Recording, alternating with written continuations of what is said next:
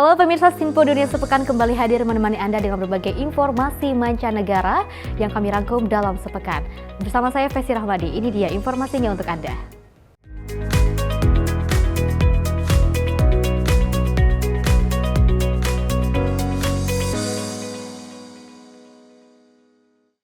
Pemirsa, pemimpin Hamas telah menerima resolusi gencatan senjata yang dikeluarkan Dewan Keamanan PBB. Israel juga disebut pemerintah Amerika Serikat telah menerima proposal dengan 3 fase. Di markas PBB di New York, perwakilan Palestina merespons positif resolusi Dewan Keamanan yang serukan gencatan senjata di jalur Gaza. Now the burden is on the Israeli side to implement this resolution and to have the ceasefire immediately in place, and also to have the exchange, including the release of Palestinian prisoners. The draft resolution has been adopted. Resolusi ini menindaklanjuti proposal 3 fase. Yang pertama diumumkan Presiden Joe Biden akhir Mei, diawali dengan penghentian pertempuran selama 6 pekan dan fase pertama pertukaran tawanan dan sandera. Dilanjutkan fase penarikan pasukan Israel dari Gaza dan lagi pertukaran tawanan dan terakhir dimulainya rekonstruksi di Gaza. Proposal that President Biden put forward is the best way to do that.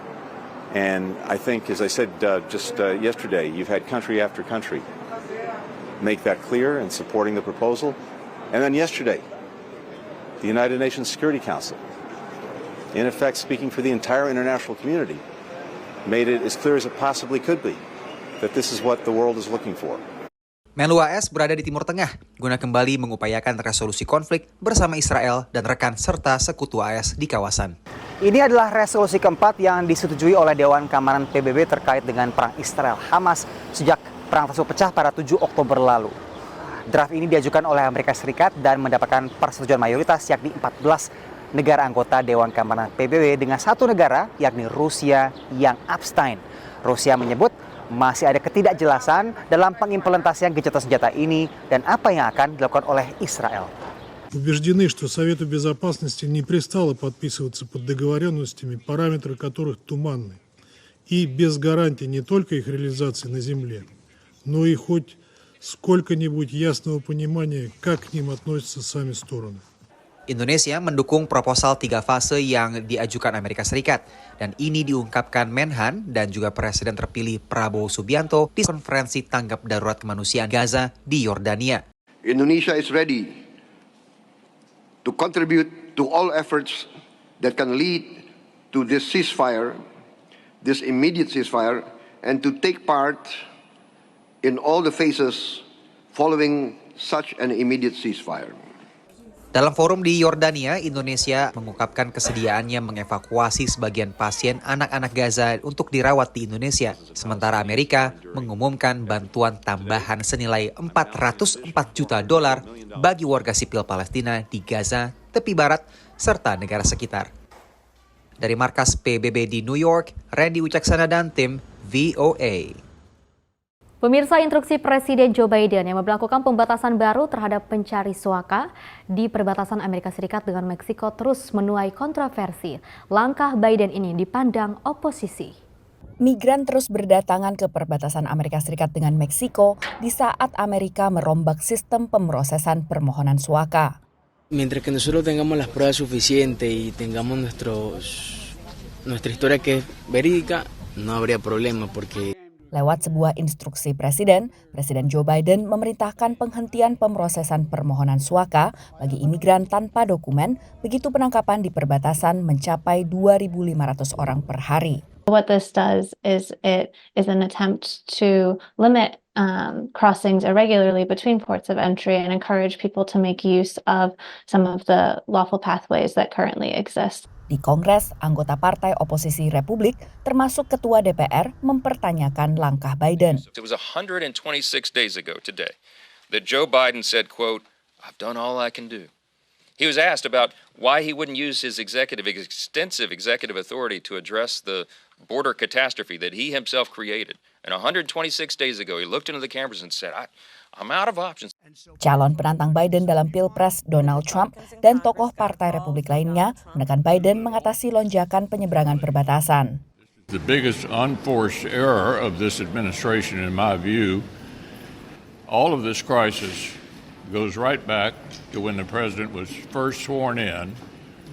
The policies he pursued created the crisis at the border, and it will not be solved by any executive step that he takes. Meski demikian, anggota Kongres dari Partai Demokrat, partai pendukung Presiden Joe Biden, justru menyalahkan Partai Republik. Partai Demokrat merujuk pada negosiasi paket imigrasi dan perbatasan pada awal 2024 yang akhirnya gagal disepakati. Ini pula yang diangkat Ketua Mayoritas Senat. Republicans initially said this is a very strong, good bill, and then they turned around 180 degrees when Donald Trump was very explicit. He wanted the bill to fail to create chaos at the borders. Our preference is to have the Republicans join with us. Kebuntuan menyepakati perundangan imigrasi di ibu kota AS menuai kemarahan di negara bagian perbatasan seperti Arizona.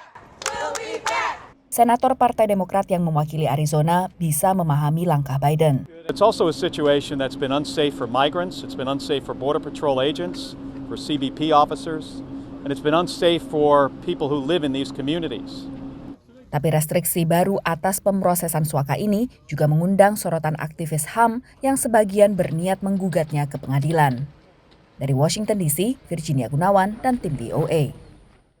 Proposal baru guna mengakhiri perang Israel-Hamas kembali mengemuka setelah diumumkan Presiden Amerika Joe Biden pekan lalu dan mendapat respon positif dari berbagai pihak.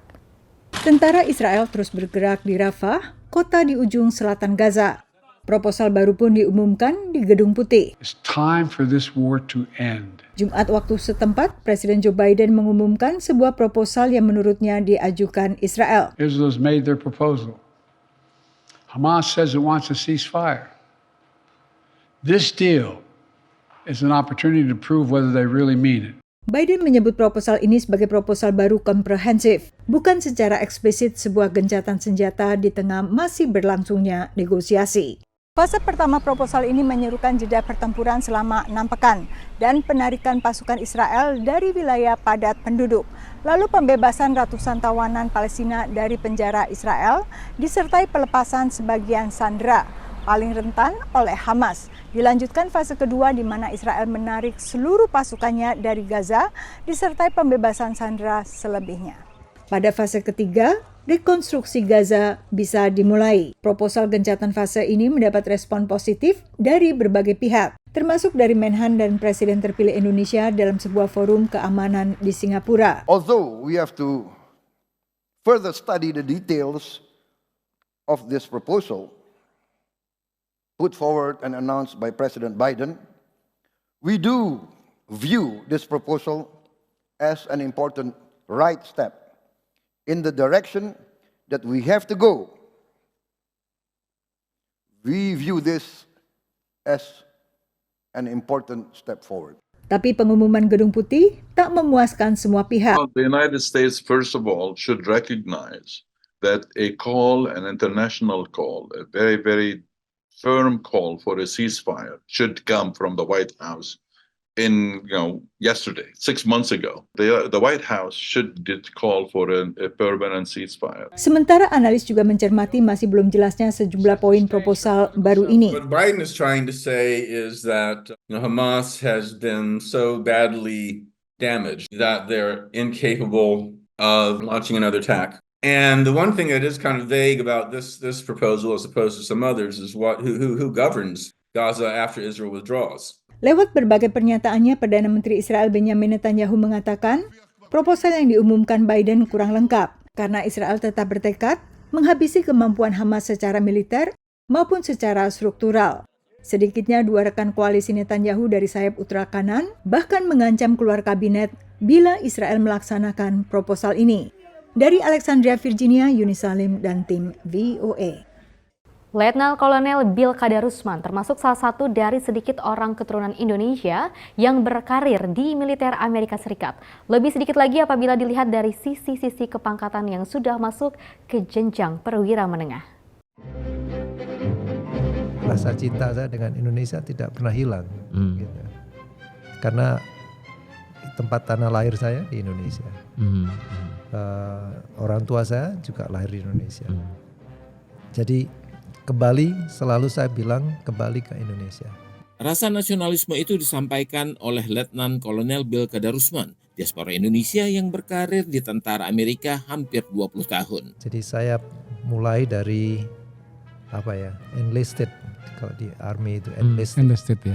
Ya. Jadi itu kalau di Indonesia kan apa ya? Enlisted itu seperti private. Iya.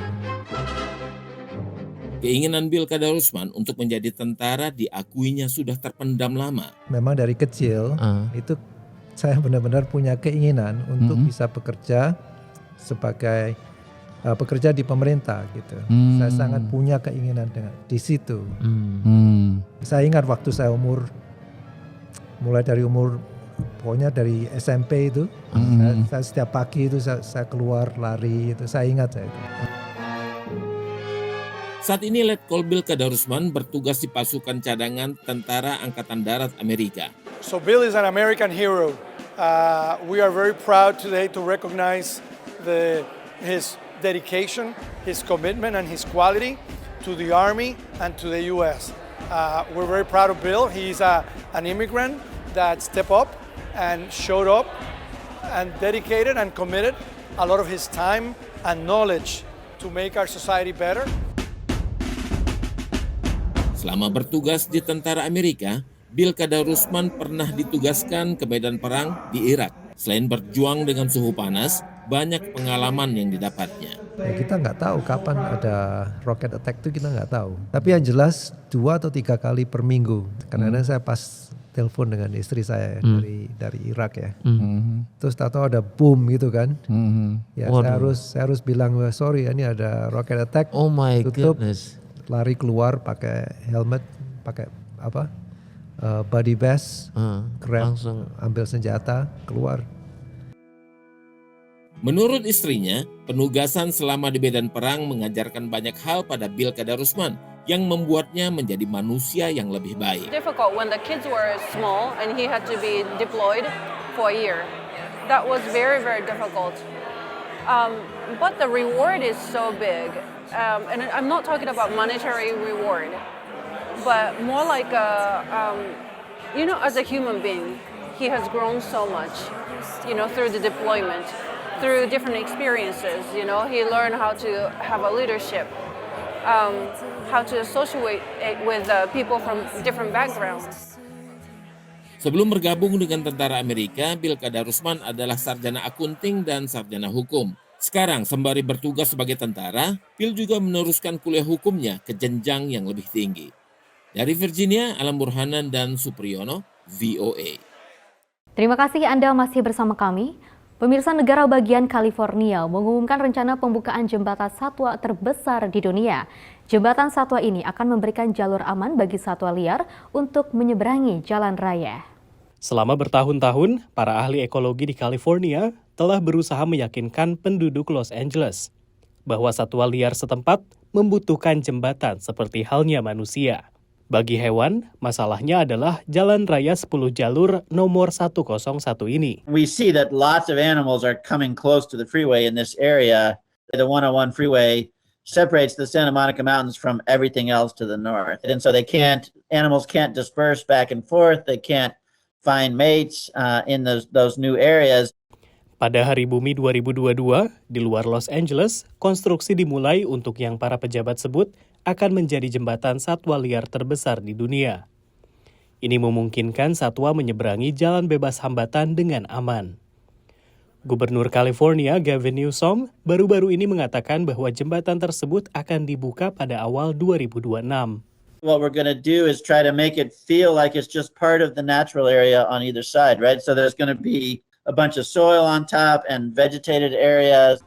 Kampanye penggalangan dana ini dipicu oleh peningkatan kematian puma, kucing besar liar Amerika yang hidup di daerah tersebut.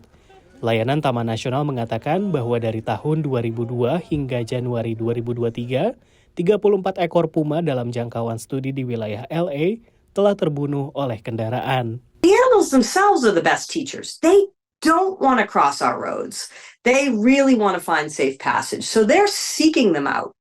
In some areas, Snoqualmie Pass up in Washington State, They hadn't even finished constructing one of their series of crossings, and the deer were already trying to cross it. Pekerjaan konstruksi dilakukan pada malam hari untuk menghindari perlambatan lalu lintas jalan raya. Dan setelah jembatan selesai dibangun, hanya hewan yang bisa melintas. This bridge is on a major metropolitan areas going over a major freeway that actually carries over 370,000 vehicles per day. Because there is not too many places in the world where actually wildlife is next to major urban areas. Jembatan ini cukup mahal, yaitu $92 juta. Meskipun sebagian uang akan berasal dari negara, banyak juga yang berasal dari beberapa nama besar di bidang filantropi. Yayasan milik aktor Leonardo DiCaprio menyumbang $300.000.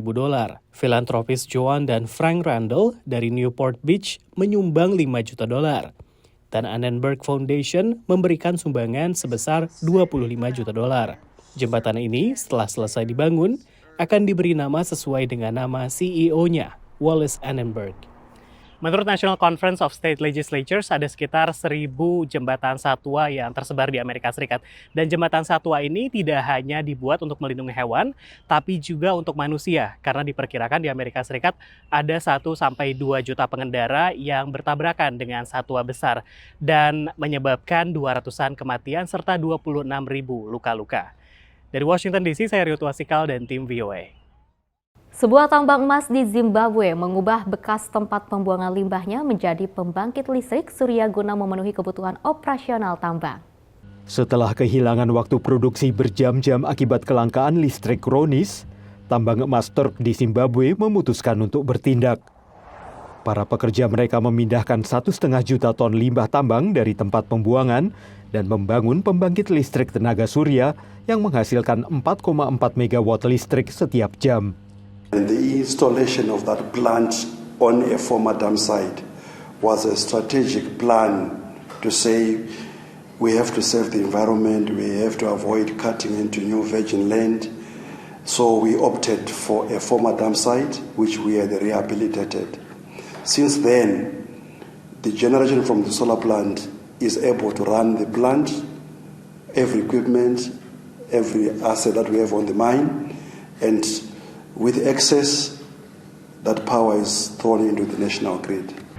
Menurut Taurai, tidak seperti yang sebelumnya, tempat pembuangan baru tidak melepas limbah tercemar ke sungai terdekat.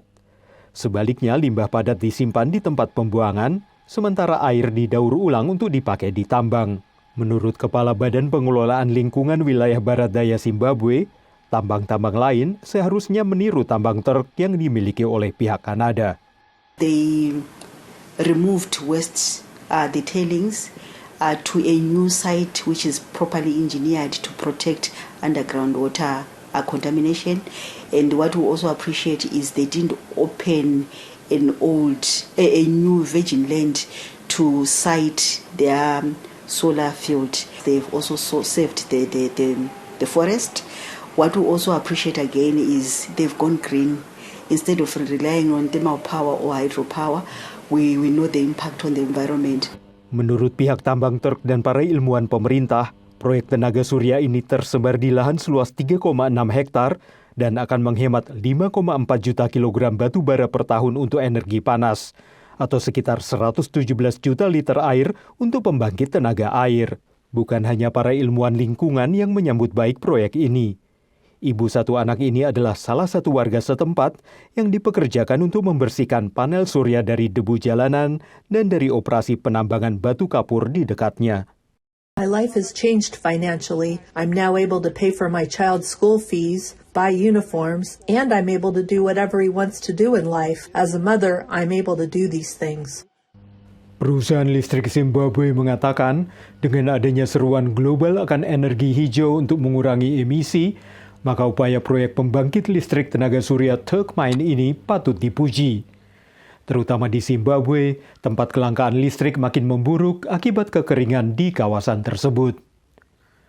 Dari Arlington, Virginia, saya Helmi Yohanes dan tim VOA. Semakin banyak konsumen Amerika memperdulikan sumber bahan makanan mereka, apakah organik hingga dampak lingkungannya.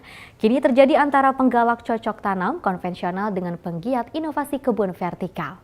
Eden Green Technology adalah salah satu pemain relatif baru dalam perkebunan alternatif. Perusahaan ini menanam sayur mayur secara vertikal dengan sistem hidroponik dan pencahayaan artifisial. Tak seperti perkebunan konvensional, metode berkebun seperti ini tak bergantung pada cuaca dan musim. We try to use every part of nature and the environment outside that we can to our benefit, but by also giving these plants the optimal grow environment 24/7, 365 days a year.